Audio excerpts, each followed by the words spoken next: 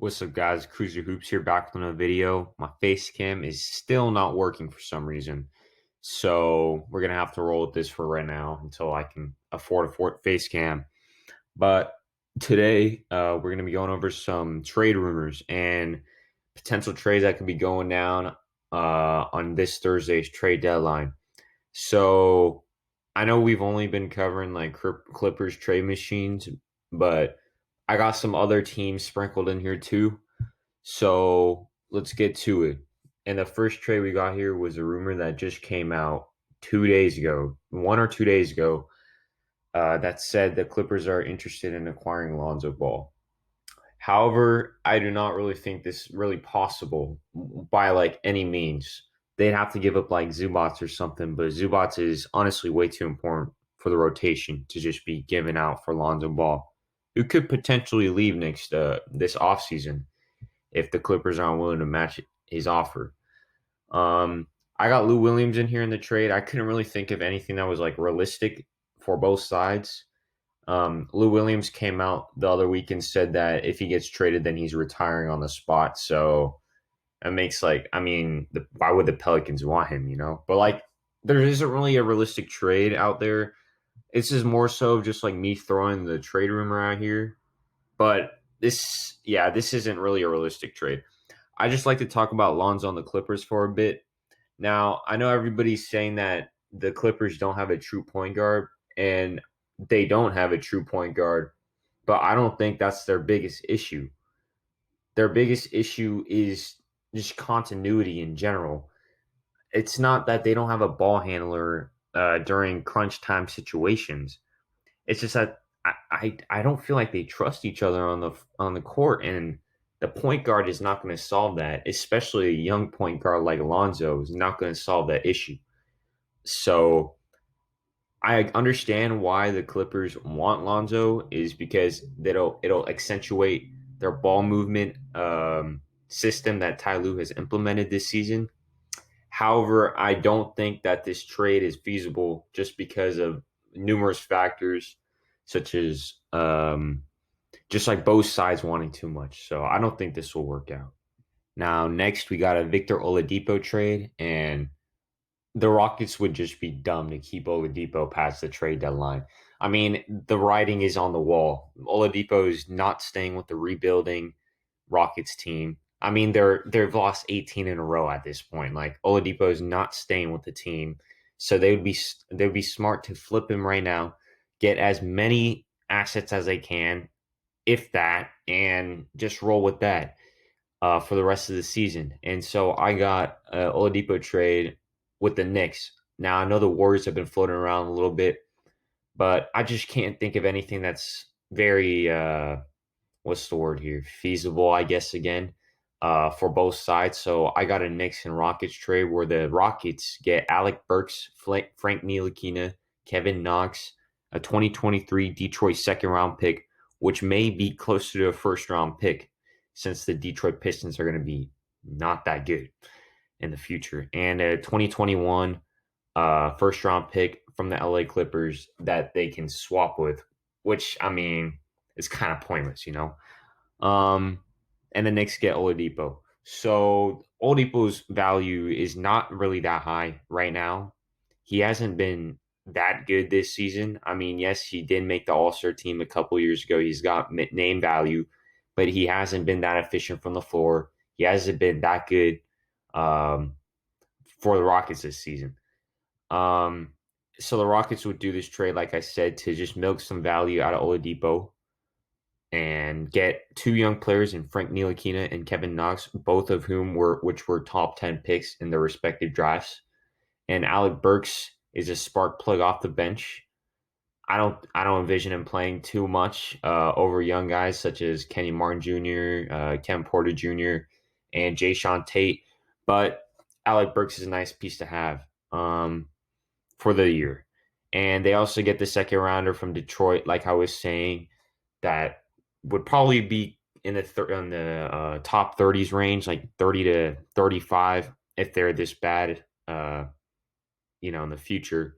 And they also get a pick from the LA Clippers, which they could swap. I mean, you could give the Clippers a better pick if you want. Nah, I'm playing. That might not be too useful, but I don't think Oladipo's value is that high right now, anyways. So at least they're getting something for him, and not letting him walk in free agency for nothing. So next we got an Aaron Gordon trade to the Nuggets. There have been Aaron Gordon trade rumors for I don't know 3 years at this point, and every deadline has passed, and Aaron Gordon has stayed in Orlando year after year. But I have a feeling this year he might actually get traded. And I think the Nuggets are a really good fit for Aaron Gordon next to Jokic and Jamal Murray. So the trade is the Nuggets receive Aaron Gordon and a second-round pick via Indiana, and the Magic receive Will Barton, RJ Hampton, and a top 10 for protected Nuggets 2022 first-round pick. Now, the Magic do this because their front court is clogged. They don't really have anything to play for this season, as all their young guys have gone injured. Their most prominent young guys, I should say, Markelle Fultz and Jonathan Isaac, out for the season. I feel like the Magic should just tear down their entire team, just trade Vucevic, Terrence Ross, Evan Fournier, Aaron Gordon like here. But do I think they will? Probably not. But it is nice to, see. But the Magic will do this because Aaron Gordon's value isn't that high right now, and there is no guarantee that it's going to get any higher than it is right now. They get a young player in RJ Hampton in return, and they do have to give up a 2022 second round pick via Indiana, but they do receive a top 10 protected first round pick from the Nuggets. And the Nuggets will probably not even be in the top 10, so the protection doesn't really matter in this case. They'll probably be getting a mid to late round first round pick, or a mid to late first round pick in return. And Will Barton has been surprisingly pretty good recently. The Nuggets will do this because their front court is kind of lacking right now. They got Paul Millsap, who's aging and past his prime. JaMychal Green is more of like a bench piece that you plug in. He's serviceable, as I would know. He was on the Clippers, but he's not a starting caliber like defensive stud or anything. Aaron Gordon could bring that defense and the athleticism. And I'm very intrigued by the front court pairing of Jokic and Aaron Gordon, because Jokic can operate outside the arc, pass, facilitate. Gordon may be able to stand in the dunker spot, or he can probably spot it from three as well, and Jokic finding him. So I feel like this is a very intriguing fit, and this is a necessary trade for both sides. Aaron Gordon may potentially net some more value, and in that case, you can add Bol, another one of the Nuggets young guys. But I believe this is just commentary, but I just believe that this is like a perfect match for Aaron Gordon. This last trade is brought to you by the courtesy of NBA Trade Center Instagram account. Now, this trade is so unlikely, but I was just kind of intrigued by the scary Terry rumors that the Clippers are trying to get him, and I really like Terry a lot. But let's just go over the trade. So the Clippers get Nicolo Melli and Terry Rozier. The Pelicans get Marcus Morris Sr. and Devontae Graham. And the Hornets get Pat Bev, Lonzo Ball, 2023 Portland second round pick, and a 2021 Lakers first round pick. So from the Hornets side, they're giving up Terry Rozier and Devontae Graham, and they're pairing LaMelo and Lonzo in the backcourt, as well as Pat Bev, and they get picks. Basically, an LA Lakers first round pick for this year is effectively a second round pick. And Portland's 2023 second round pick is, well, it's not too much value. And the only reason why they probably would do this is to pair Lonzo and LaMelo in the backcourt to make both parties happy. And I feel like they both bring a different dynamic to the floor. Both bring their passing IQ and everything. But Lonzo is more of a pass-first guard. But I feel like LaMelo is he's not pass-first. Like, he will be willing to pass, but he's also willing to shoot.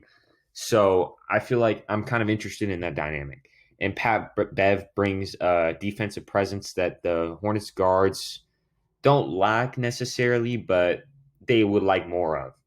For the Pelicans, they receive Marcus Morris Sr., who they could plug in off the bench. He's an excellent 3-point shooter, the best catch and shoot 3-point shooter in the league as of right now.